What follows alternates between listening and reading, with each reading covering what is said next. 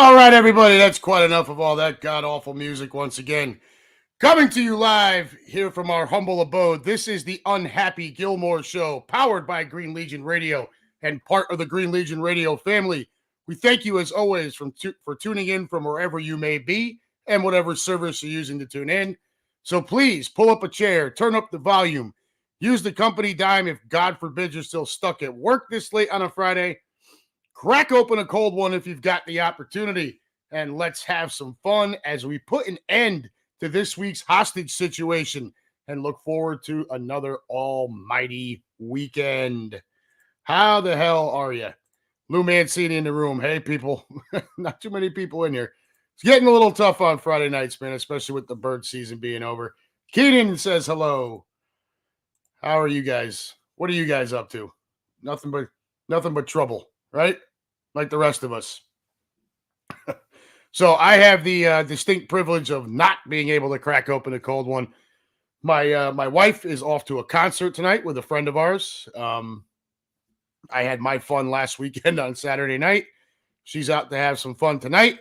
So I've got to keep it under wraps because it looks like I may have to drive down there to pick them up. They are in Northern Kentucky, in Newport, at a concert venue. Never been there. It's a little off the beaten path.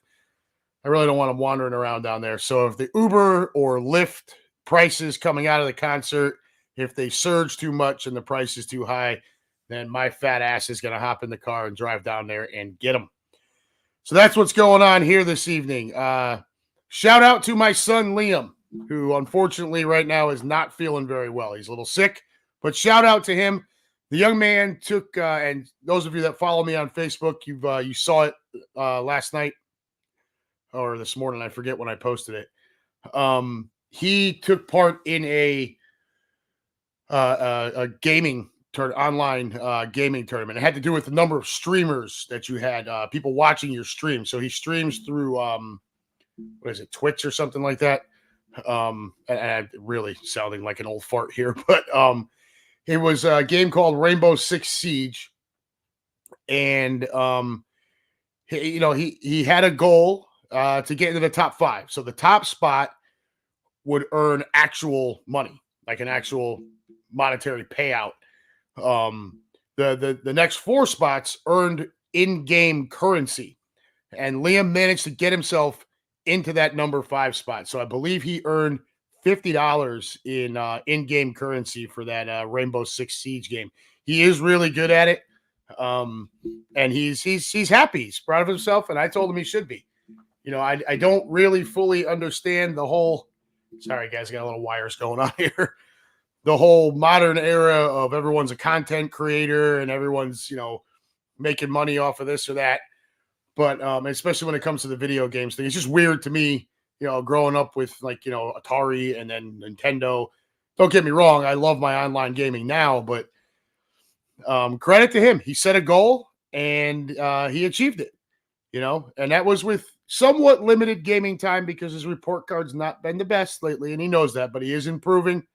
That was the deal. We had to see improvement or he was not going to be able to continue. We have seen improvement. He set a goal for himself and he achieved it by finishing in the top 5. So big shout out to my boy, my son, Liam Raymond Gilmore. Congratulations to him. The hell else is going on this? My oldest, Grady. You've seen him on this show. He's come on. He likes to talk basketball, which is not really my wheelhouse, but I try. And he enjoys it. So he's at work right now, but we've been talking about his future. He is 17 this May, so he'll graduate high school, God willing, next year. And really, I mean, he's got a goal. He wants to get into broadcasting and stuff like that, but he doesn't really know how to connect the dots to get to that. College is not going to be a thing for him, at least not right out of high school. And what I've told him is, if that's something you want to do, don't go into debt for it. Go into the military and make the government pay for it. And so last night we had a conversation. He's right now hell bent on the Army, which has his mother very nervous. I thought we had him talked into the Air Force, but be that as it may, it seems like he's really, grasping the idea of taking off for that. So we're going to do everything we can over the next year and change to get him prepared for that. And yeah, that's where we stand. My daughter's too young to really even consider that. Last summer, you guys saw the posts and, my constant posts about how proud I was of Liam with the Junior Police Academy and the Respect for Law camp that the Butler County Sheriffs do out here. That is going to be a thing again this year for Liam. He's going to do that this June. Respect for Law camp. I drop him off on a Friday morning, and they stay in a dorm at Miami University, Miami, Oxford, Ohio. And he'll be there for the weekend. We pick him back up after the closing ceremonies on that Sunday. And it is like a small boot camp. I mean, you show up, the police officers and sergeants and sheriffs that run it, they are chasing these kids into the building. Come on, let's go. They got to do them push-ups, sit-ups. They got them, running miles and zip lines, and they rappel down a 4-story structure. I mean, it's, they learn about SWAT teams and speed traps, and it's a really cool experience for these kids. And I think it's really admirable that these officers and sheriffs and whatnot give up their they give up their time to do this with these kids. I feel very fortunate living in this area where that is that's a thing for these kids. So Liam's going to do that again this year. Brooklyn has expressed interest in it. My wife and I are still very much on the fence with her, but we are talking about it. So Sunshine, if you are listening, don't worry, we haven't said no yet. We are just still discussing it. So that's what's going on here. What the hell is going on with you guys here? Who else do we got in the room? Keenan says Mary Jane to ease the pain over here. Andrew Begley in the room, coming to you from Twitter. Good evening, roomies. How are you, sir? Lou Mancini says, congratulations. Keenan Harmon, good job, little Gilmore. And Kanye West fan is actually Liam. I'm not happy with the name, but, they go through phases. So there he is. I'm sure he's appreciative of all of the love he's seeing here. Lou Mancini again. Mary Jane, we sharing the same pitch, Keenan. God. And Lou, once again, mad respect for veterans. Yeah, so, guys, kind of a nonchalant show tonight. We're going to get the StreamYard link up here in a few. I have heard a lot from our good friend David Califoot over the last week, who was, I don't know if, I don't think he was all that thrilled with my tinfoil hat speech last week. So hopefully we'll hear from him shortly. But we'll get that StreamYard link up here in just a few minutes.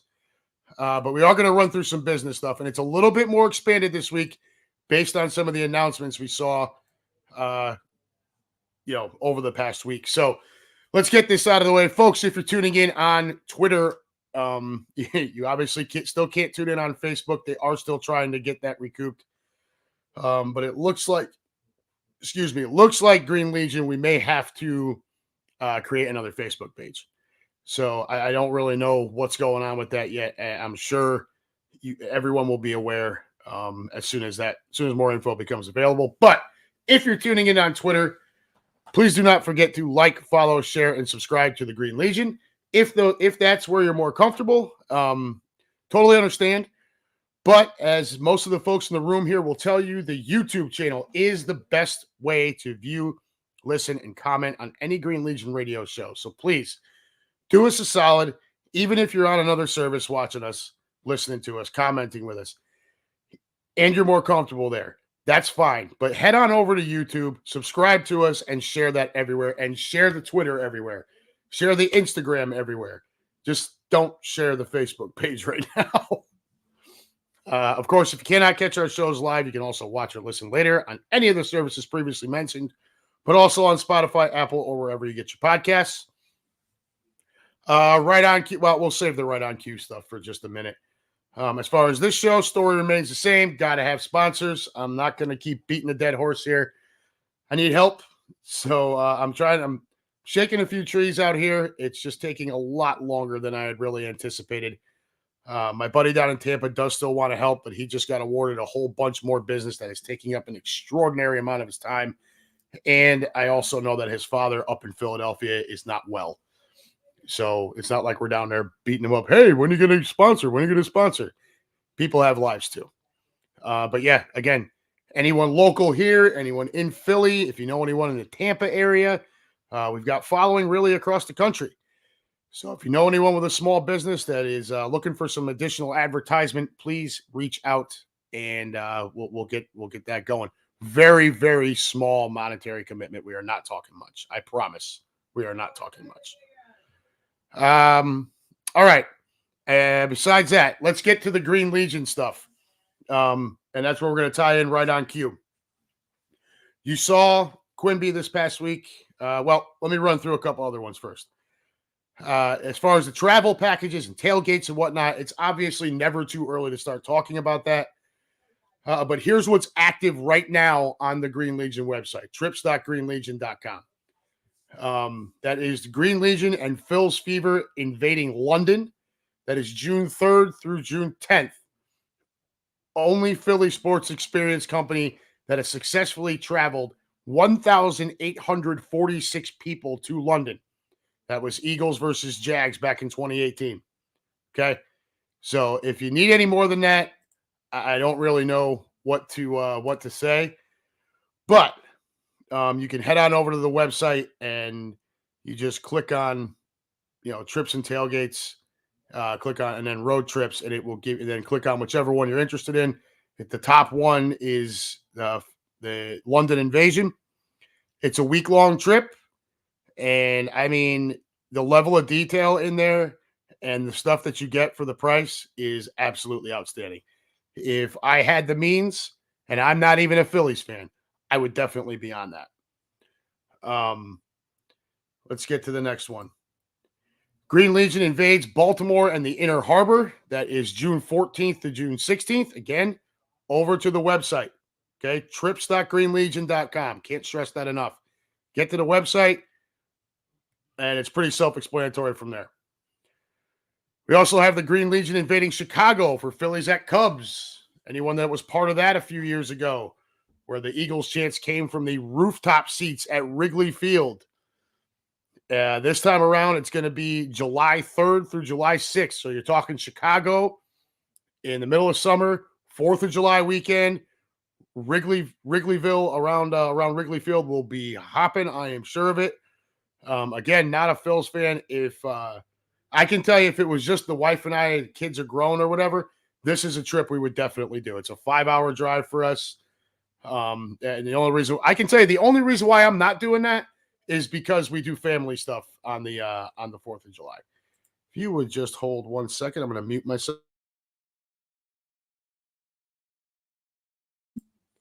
Sorry about that. I don't know if you could hear Liam in the background. He was getting a little too loud for me. Again, over to the website, trips.greenlegion.com. Look for that Green Legion invade Chicago and book that one if you can get on it.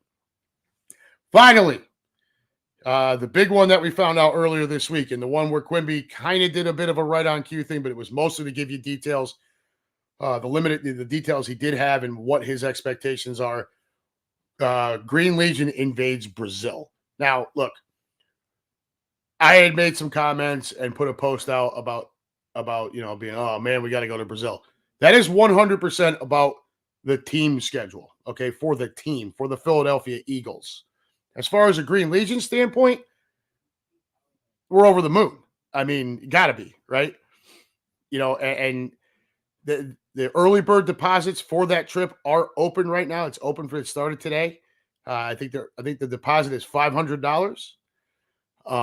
So what I can tell you is, if you have any questions on that and you did not tune in to Quimby's rundown a few nights ago, I highly, highly, highly advise you to head over to YouTube after this show and listen to what that man has to say. And I will back him up on a few things here. First, any other group that has released a full package for that Brazil trip right now is strictly trying to jump the competition, namely the Green Legion. Okay. Again, backing up Quimby, please do not make an impulsive decision. Wait until you see every option available to you, right? Like I use an example. I know Philly Sports Strips has some stuff out right now, but wait until you see all the options available to you. Once everything is released, then choose what fits you best. All right. But overall, backing up what Quimby said, it had to be a dozen times on that show. Do not travel alone or just with one other person or whatever. You want to go with a big group. All right. Quimby himself, very well versed in the area. And you all know that the Green Legion is the unquestioned best. But just like he said himself a few nights ago, go with a group. It is for your own safety. 100% for your own safety. My personal experience outside of the United States is limited. Okay. I've been to Punta Cana, I've been to Canada. You know, it's very, very limited. But I cannot agree more that traveling alone or just with another person or whatever to a country like Brazil, where you don't know the culture, you don't have that sort of knowledge like Quimby has. Olympic caliber mistake, pun intended, actually. So please make sure that if you need more information as far as what's available information right now, after this show or sometime over the weekend, go back to YouTube, go to the Green Legion page, and watch Quimby's watch Quimby from a few nights ago. He gives you everything that he could at that point, and he's going to give you his personal knowledge of the area. So you want to talk about somebody that knows what's going on down there, areas to avoid, the best areas to hang out in. Like he says during his speech there, pretty much. Yes, there's bad areas, horrible areas. You just don't go there. But if you're with people who don't truly know, then you run the risk of ending up in those areas, and things can turn ugly for you. So heed his advice. We all back him up 1,000% on that. But yeah, go back and check that out if it's something you're interested in. As far as the package price, I think he mentioned something around $6,000, but that total is not available yet. So don't quote anyone on that just yet. Again, don't go alone. Go with a big group, but wait until all of the information is available to you before you make a decision. This game doesn't happen until September. You've got time. That's the best advice I can give. All right, that's the business end of stuff here. What else do we have? One more thing I wanted to cover. I did hear from Chris Sack last night. Him, Lou Dominguez, and I have a group chat that it's memes and videos, some baseball talk, some football talk, razzing each other, whatever the case may be. I did see the post on Facebook last night from Chris. I thought his post was outstanding. And you expect nothing less from a class act like him. But I am very, very sorry to see that that baseball brunch will not be picked back up for another season. And you guys know I'm a Yankees fan, right? And while they do go around the league some on that baseball brunch show, it's predominantly Phillies, and in my opinion, the best Phillies show that was out there. And I can tell you, unless it was because I had dad stuff going on or whatever, I didn't miss a show. I absolutely loved that show, like a lot of you did. And I know you guys had a much deeper connection to it, being Philly fans yourself. But I'm sorry to see it go. So hopefully Chris will, I don't think that's the last we'll hear from Chris. I think maybe he'll take some time to breathe, relax, but we all know he loves talking baseball, sports overall, but baseball in particular. So I don't think that's the last we'll hear from him. And I really hope that's not the last we'll hear from him. I personally want to get him and Lou on this show sometime over the next couple of weeks to do kind of an unhappy hot stove. You've got Lou, who's a Marlins fan, Chris, obviously a Phil's fan, me from the Yankee side. And, I think we can have some fun. We've done stuff like that before, the three of us. And I think we can continue to have a good time with that. So we'll look forward to trying to get that together. And like I said, I don't think we've heard the last from Chris. I'm sure we'll see something else from him in the not too distant future. All right, back over to the room before we hop into boner of the week. Yeah. So there's the post here. Lou Mancini gonna miss baseball brunch. Absolutely, dude. Keenan Harmon, R.I.P. baseball brunch. Yeah, it's a bummer. It really is, because those two guys, Chris and Murph, really, really fun. And Lou and I got to participate remotely. Not this past baseball season, the year before. It was when Judge was sitting on number 60 and was trying to break Roger Maris's American League record. I was sitting right here with my TV on right there, and we did baseball brunch to record it.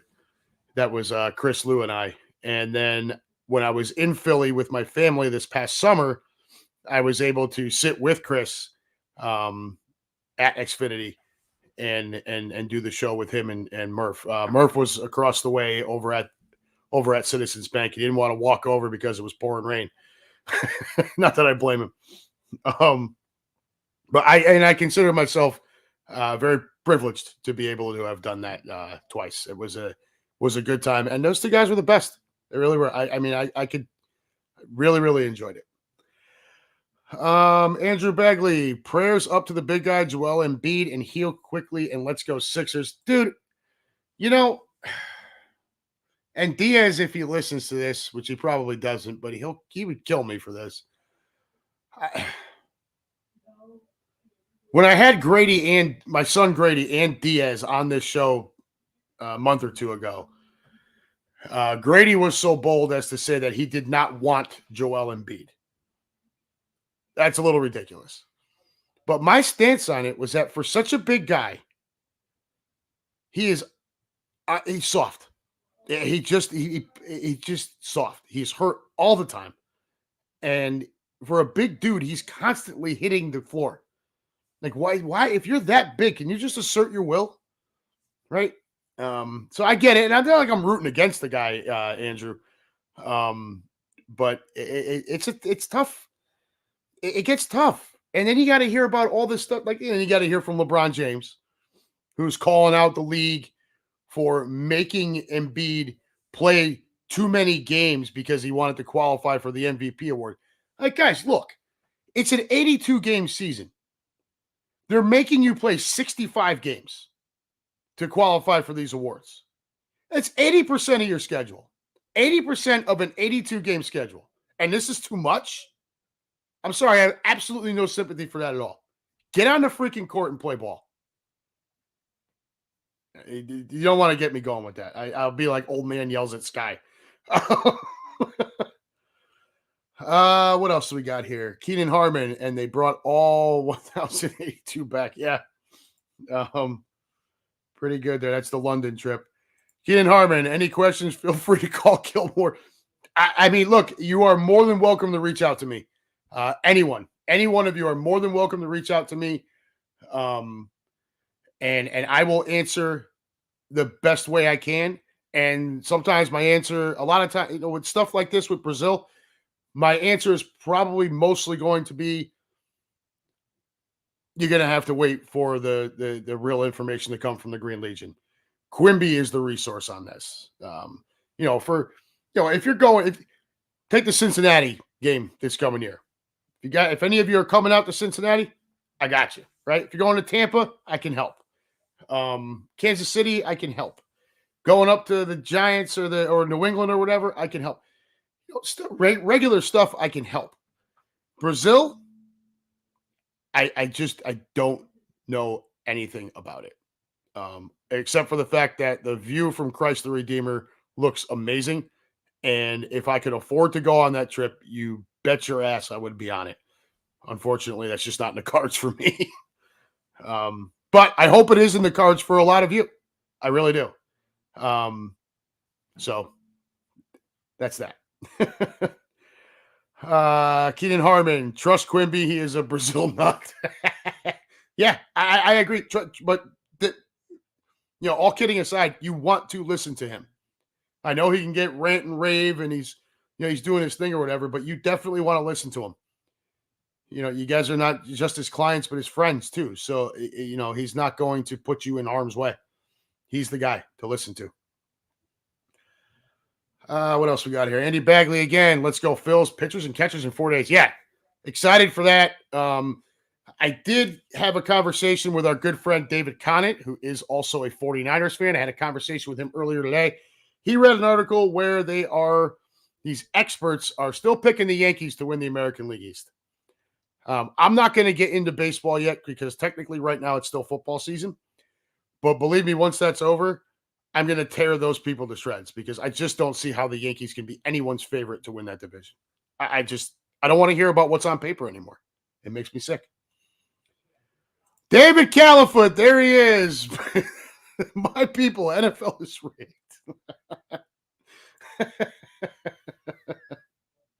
I've been waiting for you, bud. Lou Mancini talking about Joel Embiid. He is Charmin soft. Absolutely. David Califoot again. Wow, we lose a home game. Wow, please, we're going to win 4 games. Boy, you're just a ray of sunshine, aren't you? 4 games? How do you figure? You know what? We'll get to that. Let's let that go for now. Andy Begley again. I know Embiid needs fragile stickers on his uniform. Keenan Harmon says Califoot is rigged. All right. Let's hop into the boner of the week because I had some fun with this one this week. And then right after this, we're going to put the StreamYard link up, and whoever wants to come on in and talk about the Super Bowl, we'll get at that. But boner of the week. So there was no shortage of what we like to call at work dunt the dunts this week, right? They were just like lining up for us. So I've got 4 of them. 4. And the first is Shaquille O'Neal turns down $100 million commercial. Why? He didn't want to work with LeBron James. On February 5th, 2024, the Dunning-Kruger Times stirred up some online ruckus claiming that Los Angeles Lakers' Shaquille O'Neal turned down a whopping $100 million ad deal because he didn't want to collaborate with LeBron James. And I quote, "I turned down $100 million to do a 30-second spot with LeBron. I don't need that kind of drama. All he does is whine and cry." Shaq, continuing to not hold back, went further, labeling LeBron as an overrated baby whose claim to fame is falling down a lot. Congratulations, LeBitch. You've got NBA legends who refuse to work with you. Now, look, there's some stuff out there saying that this might not be real, blah, blah, but I don't really care. We are going to have some fun with it. I can't stand LeBron James. I absolutely love Shaquille O'Neal, and I love him even more for this, especially if it's true. To turn down $100 million just because you can't stand a guy, that is unheard of. That is, and the fact that it's LeBron just makes it all the more awesome. That guy disgusts me. I cannot stand his mouth. Look, I'm not going to take away anything from the fact that he, by all accounts, appears to be a very good father, a good husband, all of those sorts of things. He has done a lot of good off the court for inner city youth, underprivileged kids and all that stuff. But dude, you are an obnoxious loudmouth. I mentioned it before with the whole Embiid thing. Of course, we have to hear from LeBron about it. Can we have an issue where we don't have to hear from LeBron? Apparently, Shaq will do all the talking for that. He'll just turn down $100 million because he doesn't want to work with an overrated baby who all he does is whine and cry. Just beautiful. Shaq has his principles, and I can respect that. Lou Mancini says he loves Shaq. Andrew Bagley, I hate LeBron also, but for $100 million, I put me too, man. But Shaq, he made a god-awful amount of money playing basketball through his endorsements, and he's also ridiculously successful as a businessman, after his career. So, to say nobody could ever use another 100 million would be stupid, but to say he needs it, obviously he doesn't, right? And he's like, nah, my brand's fine. I don't need to attach myself to this loser. That made me laugh. Let's move on to number 2. Why did some teams pass on Mike Vrabel for a head coach? Right? There were 3 big names left after this year's coaching cycle. Bill Belichick, Pete Carroll, and Mike Vrabel. Now, Belichick and Carroll are both in their 70s, so I can kind of see where teams are like, we want to get a little younger. Everybody's after that next McVay, maybe because they want to pipe his fiance, giggity. But the fact that Mike Vrabel was without a job was pretty surprising. Well, we get a report from Diana Rossini. Says that she was told by AGM that Vrabel is a large human being, which can be very intimidating to people in an organization. And I quote again, I've been in rooms, this is apparently from the GM, I've been in rooms and somebody's physical presence can make a difference. And if there is a suit that is in the upper parts of a franchise who is making business decisions and they are saying, this guy is a little too intimidating for us to add as a head coach of the National Football League, fire him immediately. Do not give him a severance package. He needs to pack his shit and needs to go home. That is the most crazy take if somebody actually believes that somebody is too intimidating to be a head coach. And that I can't agree with more. Are you serious that there is actually at least one GM out there who believes that Mike Vrabel, a former NFL player and a moderately successful head coach with the Tennessee Titans, is too physically imposing to coach other professional football players? Okay? Mike Vrabel is a large man. No doubt about it. He played linebacker. That means that there are 2 other position groups where all of them are bigger than him.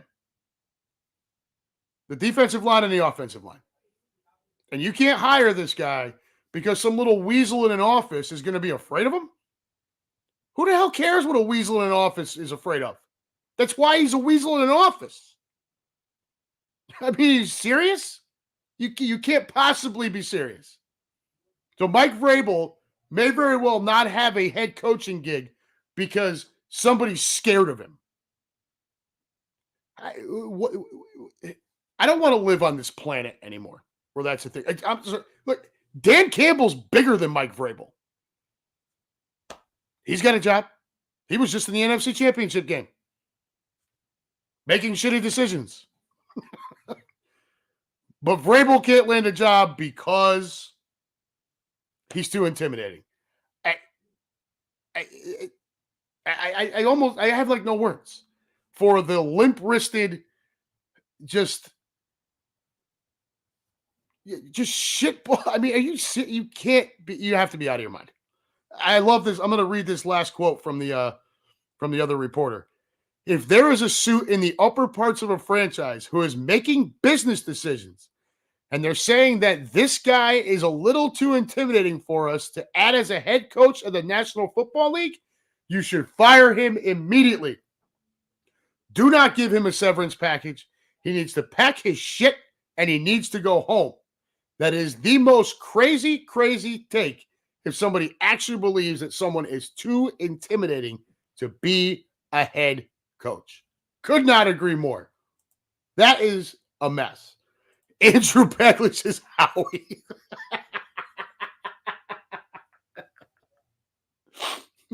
Well, I mean, you could make the argument he does look like a little weasel that sits in an office, but oh man. Keenan Harmon, I'll only fight if the opponent is bigger than me. Well, congratulations. I don't fight anymore.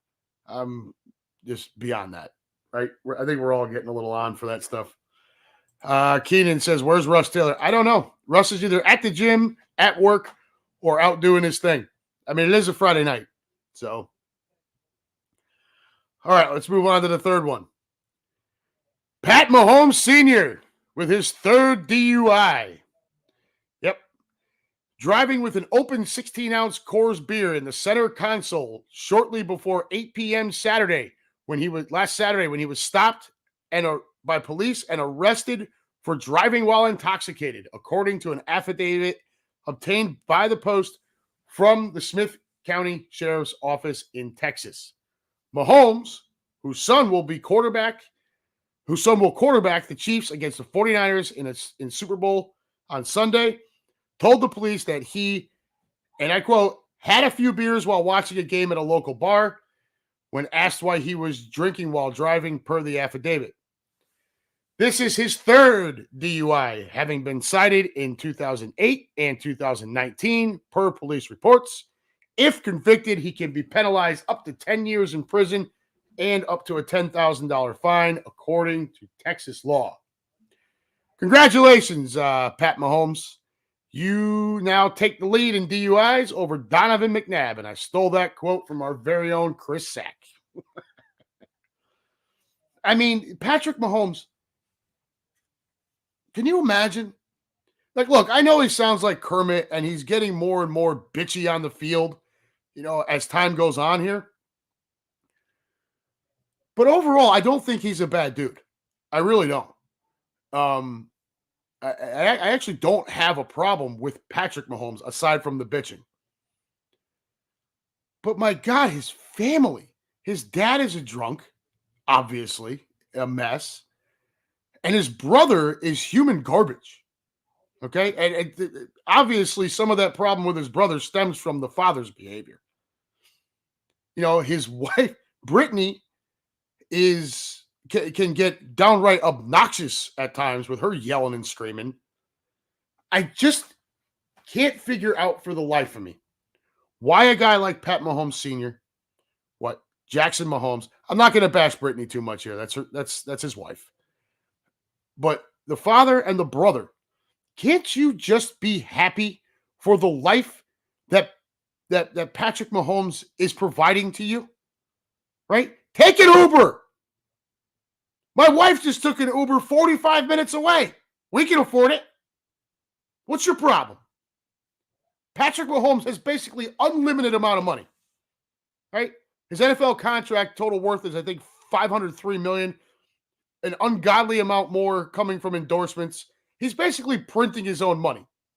You trying to tell me that he wouldn't take care of a ride for you? And Jackson Mahomes, who I don't want to give really any time to, but dude, the whole thing where he's like cornering that woman in a bar. Again, can't you just be happy for the life that this man is providing to you? No, you have to go out and you have to act like a knucklehead. You got to be, in your 50s or however the hell old Pat Mahomes is, getting DUIs, for your third one. Jackson Mahomes would literally be an absolute nothing without his brother. Nothing. He's listed as a content creator or an Instagram star or whatever. This is his job. Good for you. Good for you, buddy. And finally, we'll keep with the Super Bowl theme on this one.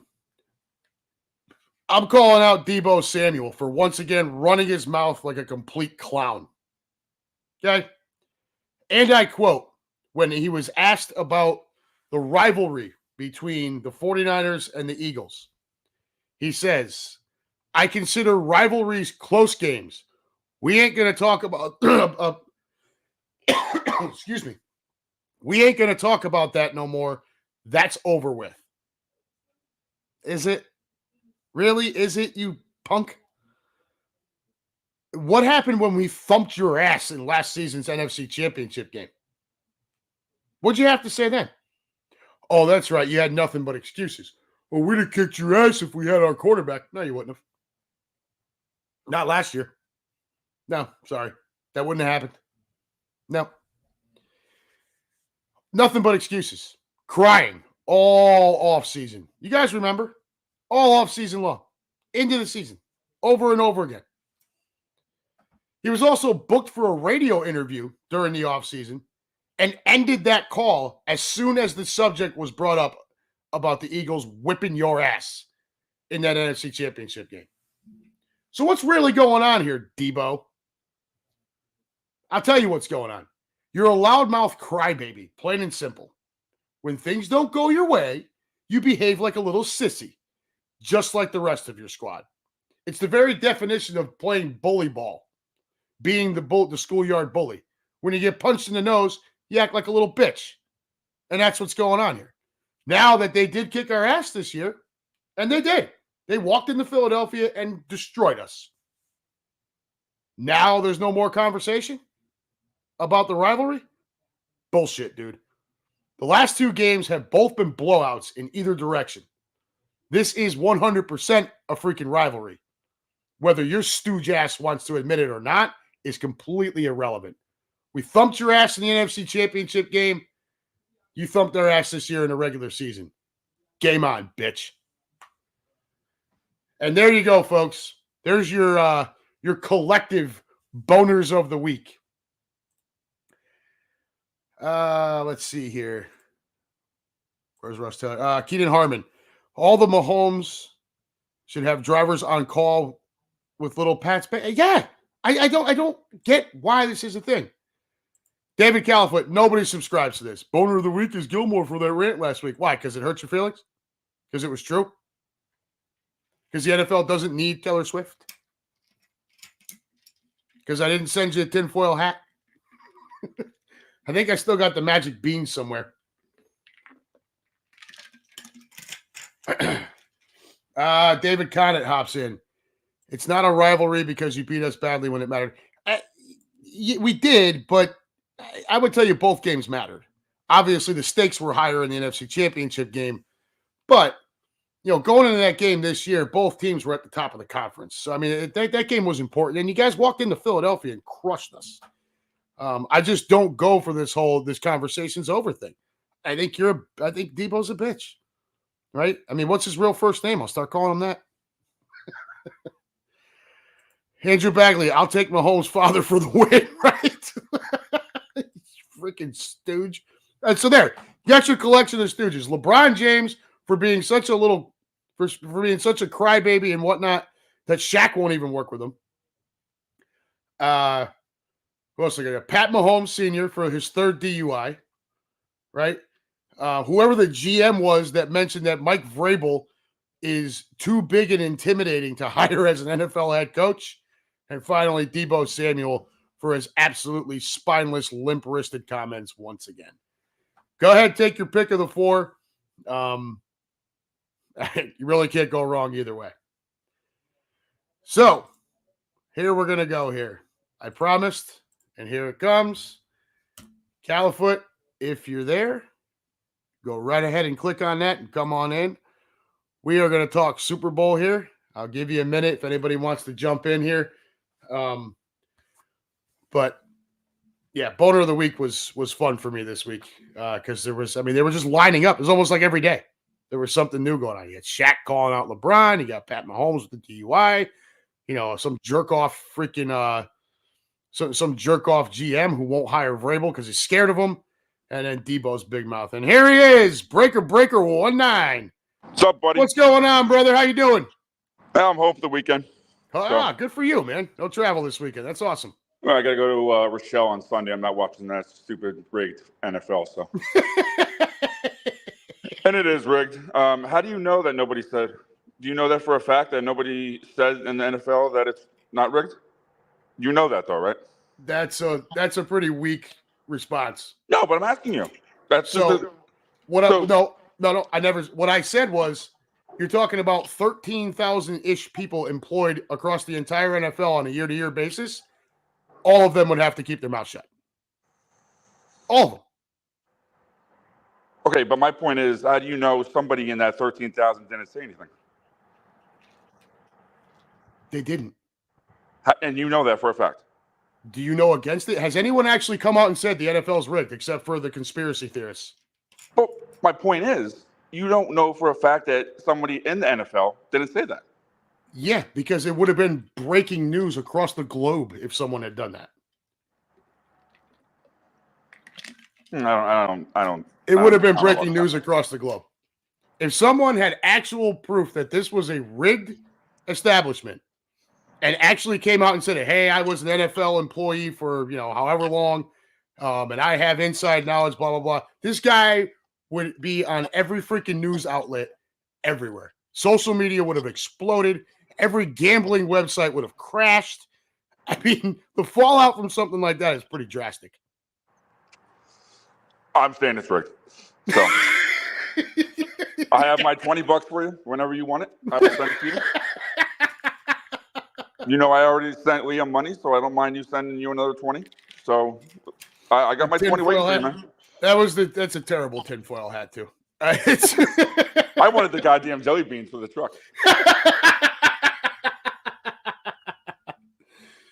So you're not watching the game? You're traveling? No, I'm not watching that shit show. Are you kidding me? Come on. It's still a Super Bowl. 49ers suck, so. I agree. The lesser of two evils for me is definitely the Chiefs. And who are you going to see? Taylor Swift and her posse? I mean, please. I'm not watching that shit. I'd rather make money. So I've got about 30-ish people coming up to the back porch. We're going to do a raffle, and I've got a 10-question questionnaire for the Super Bowl. 1 point for each correct answer. And, a couple of fun, your normal stuff. Who's going to win the coin toss? Who's going to win the game? Who's going to be the MVP?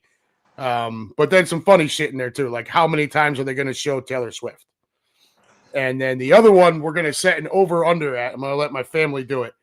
The over-under is going to be, how many times does unhappy Gilmore tell Tony Romo to shut his goddamn mouth? I listen to Howard Stern faithfully when I'm driving, so I heard a lot of prop bets that weren't prop bets. Like, is Jason Kelsey gonna sniff Taylor Swift's seat? It was great. The coin toss, though, the last 3 out of 5 have been tails. Yeah. So just keep that in mind. Yeah, and I that's the only one I'm probably gonna bet on if I bet on anything is a coin toss because I can give a shit. Well, you got Casey getting 2. So, I mean, I just look, I'm not, I'm not a gambler. So there's not going to be any bets coming from my end of things. I might do some prop stuff just to be fun. Right. But as far as the game itself, like I would never consciously bet against Patrick Mahomes. I just wouldn't do it. I mean, I know the Niners are talented and all, but goddamn, this guy he's just that good. What's sad is we live in Chiefs country, as you know, and there's a lot of people up here rooting for Purdy. So, well, you're in Iowa. He went to Iowa State. Well, yeah, Ames is what 25 minutes from here. Yeah, that's why. That's why. And he was really good at Iowa State. But it was. I don't know. It's the Cyclones. Like I wear Iowa shit around Ruth just to piss her off because she's a big Iowa fan. But I don't watch them. So I've been to one Iowa game this year, and it was hot as hell. But they don't score points. Iowa, I think, average 22 points a game. 20 points a game. Their offense is just ritually terrible, absolutely terrible. If they had an offense, they'd be great because their defense is phenomenal. Yeah, defense is always one of the best in the country. Yeah. Yep, for sure. So, yeah, they are good. What else is going on, brother? Nothing much, man. I just stepped out for a cigarette. My baby's crying. Bruce probably like, where the hell did this guy go? So I just wanted to pop in really quick, tell you the NFL is rigged, kind of fight you on it, but as normal, you shut me down. So I love the banter all week, brother. had a few people texting me on the side like, yo, who is that guy? I'm like, he doesn't like the NFL being the way it is right now. No, and I really wish that because I respect Nagy all the way. I mean, I love that guy. I really do. And I was in Knoxville, Tennessee, and I saw your comments back, and I thought it was great. I mean, shut me down all you want. I really could give it. I don't care. No, it's banter, dude. That's all it is. Yeah. No, yeah. And I think Brazil is going to be great. Do we lose a home game? Yeah, but I don't know. To me, it really doesn't matter anymore. I went to that preseason game. I think I told you last summer, and kind of got too drunk. So I'm not allowed to go to any more home games. So I just give a shit. So my father told me, you're done. I ended up in the hospital. I think it was Jefferson Hospital the next morning. Pissed on the floor. Oh, it was bad. My dad's like, dude, you're not going to any more games ever. So, oh my God. Yeah, I'm preseason, Gilmore. Preseason. And Ruth's like, that's a little much. Ruth's like, you're not even drinking. So yeah, I've been quote unquote sober. A couple of ginglings here and there, but quote unquote sober because Ruth won't. Like when I'm home, I can't drink at all. So that's been going on since like August. Yeah, so. Sounds like you earned it. Oh, I did. Matthew, I think when I don't even, Gilmore, it's sad because it was preseason. I ended up, I think, in the tunnel, and Matt got some stuff. He's telling me that he met players. I don't even know what happened. I blacked out. I think it was the heat that killed me that day, but it was bad. I had a fishbowl in Wildwood, and then we drove up, and I was drinking Yinglings, and I just fell on my face. You just drank too many of them. Yeah. So hey, man, anything worth doing is worth doing right. Come on. Oh, it is. You gotta live it up. So, no, buddy, I'm gonna get out of here. I love you. I gotta get back in before I get killed. Yeah. So I just wanted to say, again, the NFL is rigged. You want to believe it or not, it is. So. Say hi to everybody. Give that baby a hug from all of us here, man. Will do, buddy. Take care, brother. Yep. Bye.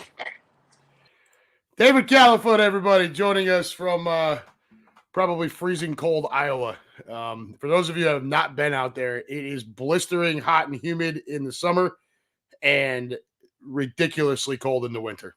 So God bless him out there. He is one of our fearless truckers out on the road, helping keep the country moving. So, and always a lot of fun when he hops in. He likes the NFL, his rig thing. We banter back and forth.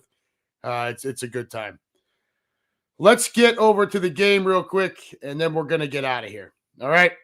So, and you know what? Here, we'll post this again in case anybody wants to jump in. It is a Friday night. I don't care if you've been drinking. Hop on in. Let's have a little conversation before we get out of here. But let's talk Super Bowl, okay? I completely understand, and like Califoot said, he doesn't want to watch it, and I get it. Our great friend Captain Demps, same way, that has no interest in watching the game, and I totally get it. It's obviously less than awesome when our birds are not there. I also know that coming out of the championship weekend, this was the worst possible matchup for us, right? Yeah, we really can't stand either team. It's not the ideal matchup. I know we were all rooting for Baltimore and Detroit. Here we are. We've got Kansas City and San Francisco. I still think it should be a good football game. And I am a Philadelphia Eagles fan, but I am a football fan. And so the Super Bowl is still a national day for me. I honestly wish that they would just make the Super Bowl observed that the Monday off, right? I think we all feel that way. But like most of you, I don't really have a true rooting interest here. What I will say, and some of you have heard me already say it a few times, the Chiefs are far and away the lesser of two evils for us as Eagles fans. Yes, I know they beat us in the Super Bowl last year. But if you've got any question about why I believe they are the lesser of two evils, just rewind a little bit and see the boner of the week portion where I talk about Deebo Samuel. That should clear things up for you. Now, do I think the Niners can win the football game? Absolutely. They are ridiculously talented. And there's our friend David Conant saying, go Niners. Just because I hate that team doesn't mean I think they're garbage. All right? You got Christian McCaffrey, Brandon Ayuk, George Kittle. Yes, the freaking punk Deebo. Trent Williams, possibly the best left tackle in football. On the other side, Bosa, Greenlaw. The list goes on and on. They're loaded.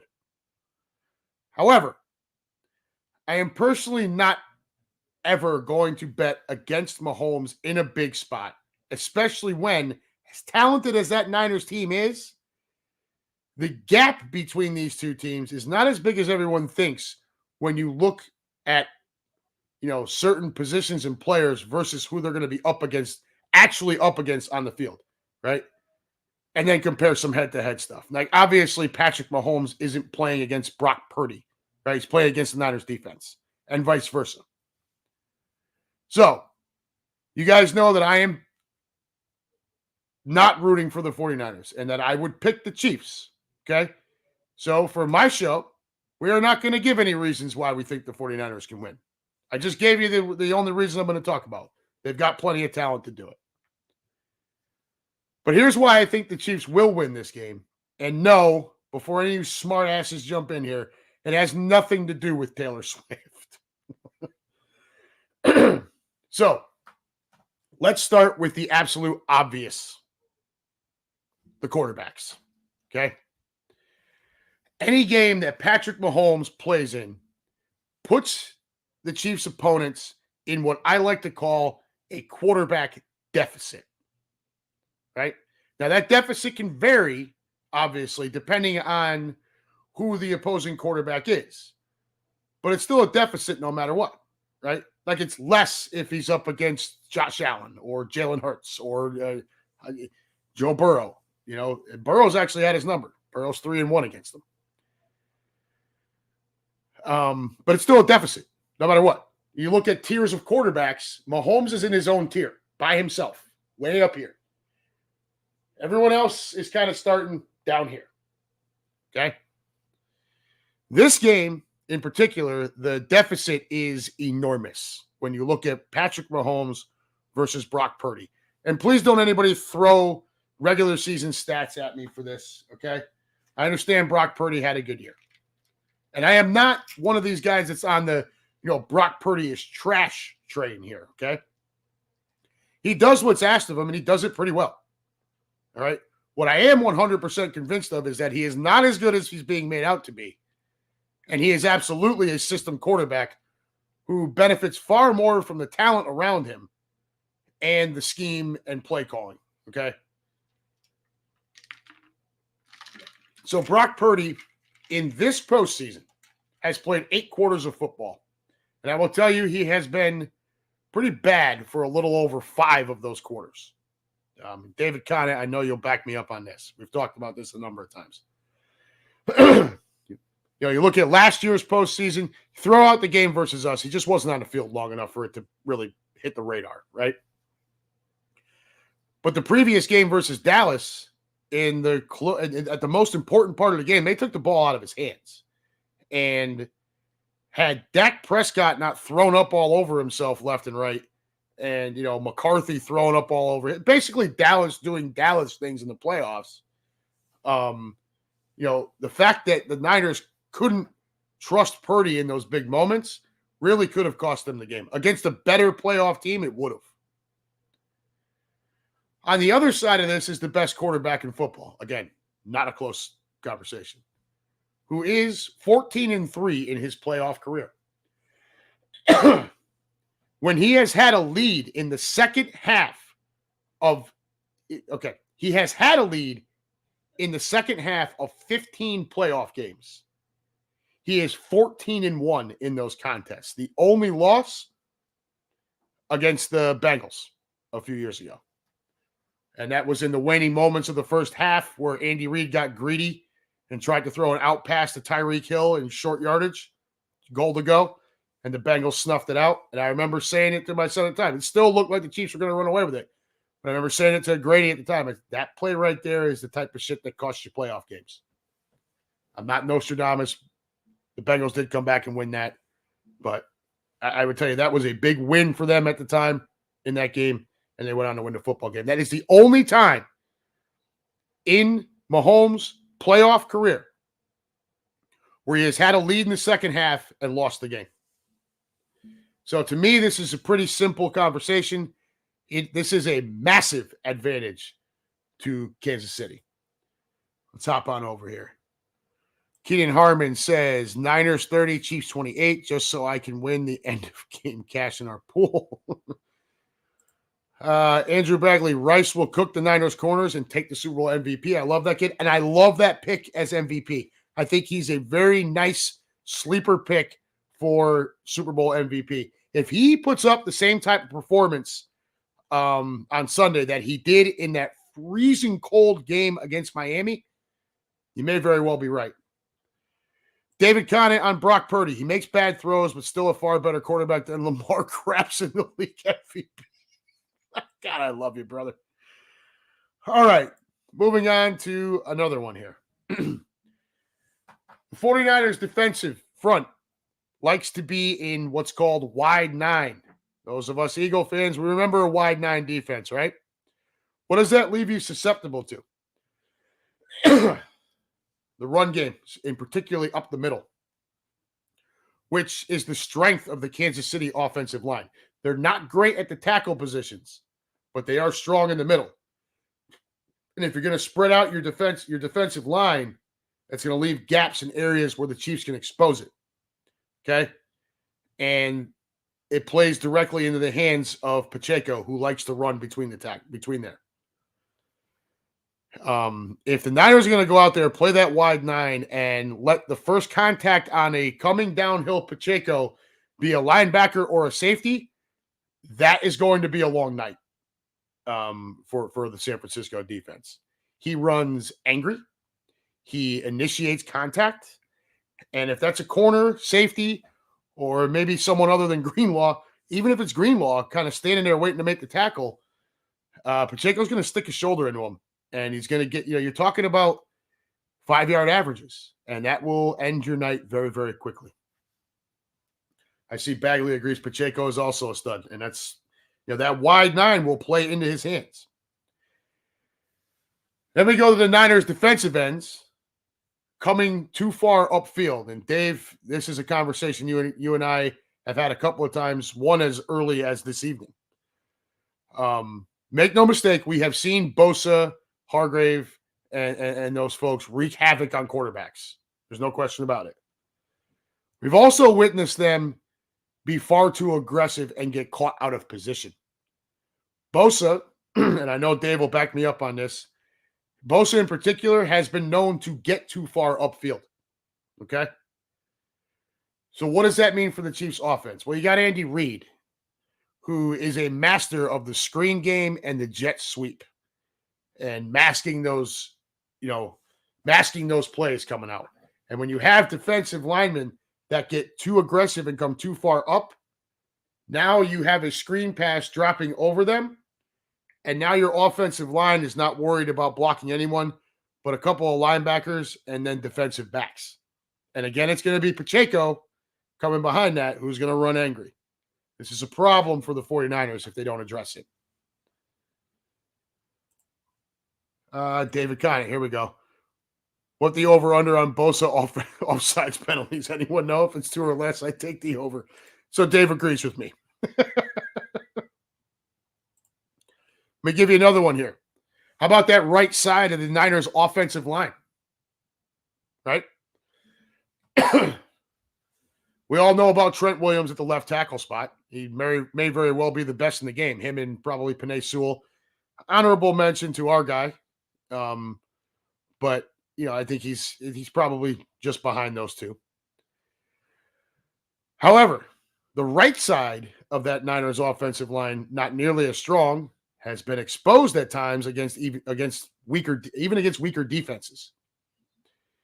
Steve Spagnuolo, the Chiefs defensive coordinator, who, by the way, has engineered the best Chiefs defense they've had since Patrick Mahomes became the quarterback, second in the league in points per game allowed.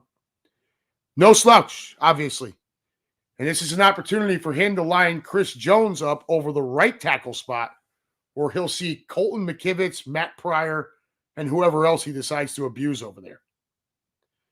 If anybody's not familiar with Chris Jones, you must be living under a rock. But this is a guy who in the final week of the season, with the rest of his team sitting because the playoff spot was decided, he put up the most QB pressures in a single game in his career. And because of his performance in that game overall, he ended up earning himself another $1 million on his contract this year. let's not forget that the Super Bowl winner's share is a bigger payout than the Super Bowl loser's share. Chris Jones would also be someone to keep on the radar as a possible MVP candidate. I think we've all witnessed what happens to Brock Purdy when he's under duress. We've talked about him on this show many times. I know Dave, again, I keep referencing Dave. He's a Niners fan, but he's an honest one. Purdy, like we talked about before, benefits from the scheme and from the position, from the really great skill position guys. The scheme and play calling is designed to open up huge windows to mask that Purdy is not ridiculously accurate, does not have a big arm. If you watch these down the field throws from Purdy, they float into this window most of the time in the middle of the field. And the catches that your, McCaffrey, Kittle, Debo, Ayuk have to make are really, don't get me wrong, it's not like Purdy never puts it on a dime, okay? I'm not saying that. But a lot of his passes, if you watch, these guys are stretched out, right? They're back here. They're a little low. They're a little up. But what happens when he gets under duress is he has to rush that throw. And now these floating things end up in windows where they don't belong. Okay? So they're going to have to scheme something to keep Chris Jones out of his face. What else do we got over here? David Connon again. They don't teach containment at OSU, not Bosa's fault. God damn, dude. Finally, I am going to take a good look at Brandon Ayuk versus, I believe it will be L'Jarius Sneed, the excellent corner for the Chiefs. Took him a little while to kind of understand Spagnuolo's more complicated, complex defensive schemes, but once he got it down, he has been every bit the definition of a lockdown corner. Okay, a lockdown cover corner, one of the best in football this year. Now, on the other side of that is Brandon Ayuk, who is also one of the best wide receivers in football. It goes very unnoticed because of McCaffrey, because of Kittle, because of Debo, because of the whole Brock Purdy stuff, because of a Bosa, because of Greenlaw, all that kind of. What Sneed has done this year has gone very much under the radar. What Ayuk has done this year has gone under the radar. That is the best wide receiver on the Niners roster. Okay. Debo's kind of a Swiss Army knife. CMC is a running back, but he's also, you can move him around. Ayuk as just a pure wide receiver is the best they have. And he's one of the best in football. Okay. You can make an argument he is top 10 wide receiver talent. I had a guy at work today tell me he thought he was in the class with like Jefferson and those guys. I'm like, that might be a little aggressive. But regardless, the guy's still really good. So I'm not going to sit here and suggest that L'Jarius Sneed is going to completely wipe Brandon Ayuk out. What I am going to say is that he is definitely going to limit what Ayuk is able to do. And that in itself is a problem for the 49ers offense. Okay. So for all those reasons, and I'm sure I could dig up more if I had more time. Those are the reasons why I believe the Chiefs win this football game. So if I had to pick, I'll take the Kansas City Chiefs 27-21. I don't envision this being some high-scoring shootout. I know there are some people who do.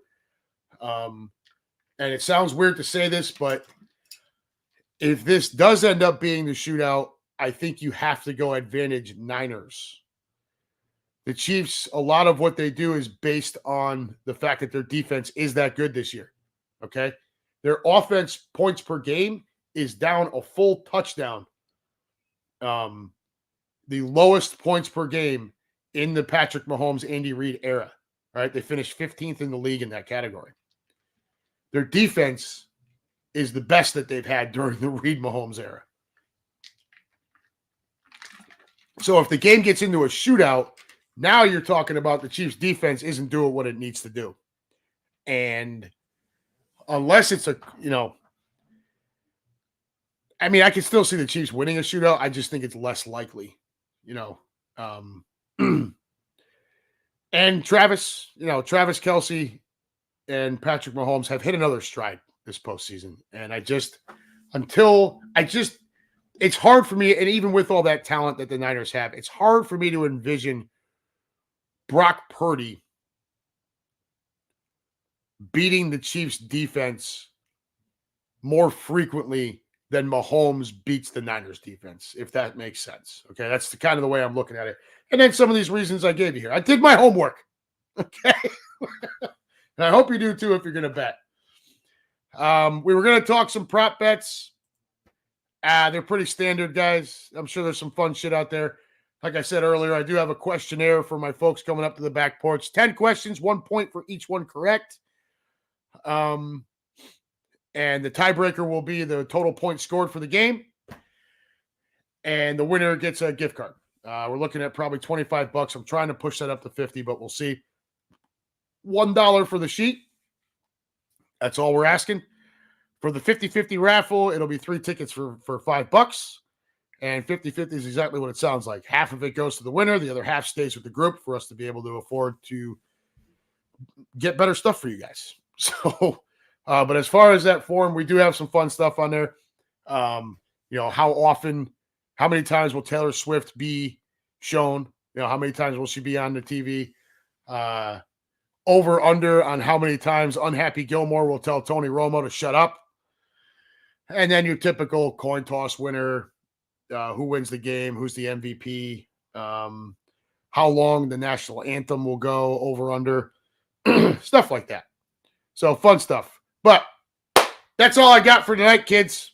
Okay?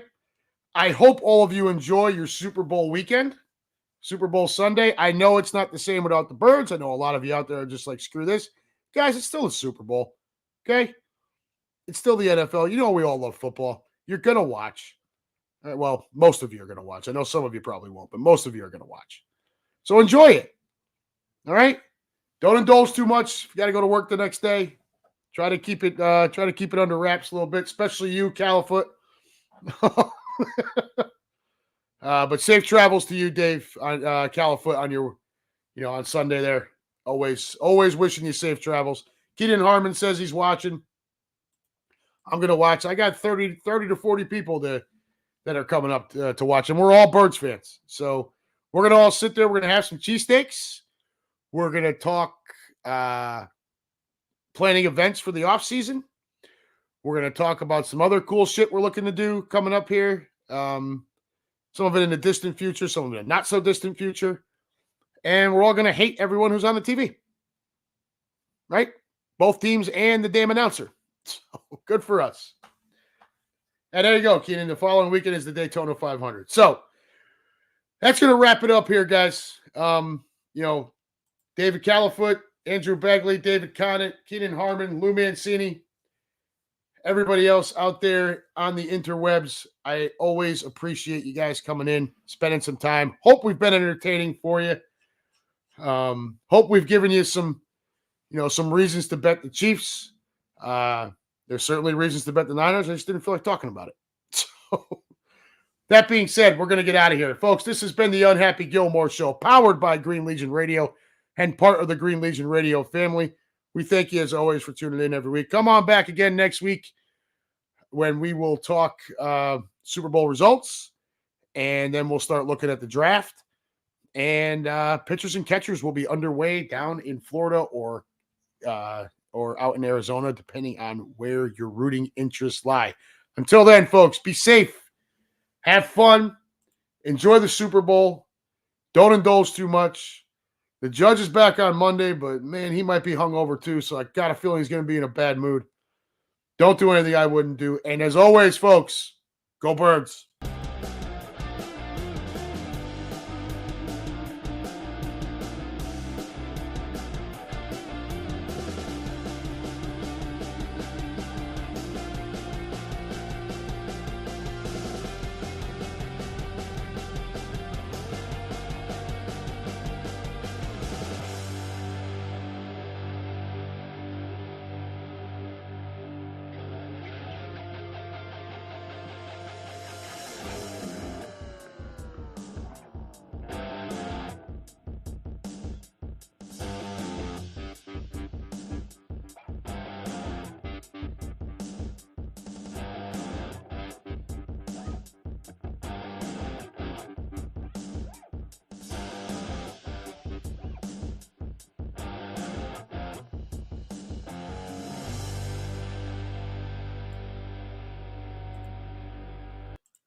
All right, y'all. Happy Super Bowl weekend. Take care. We love you.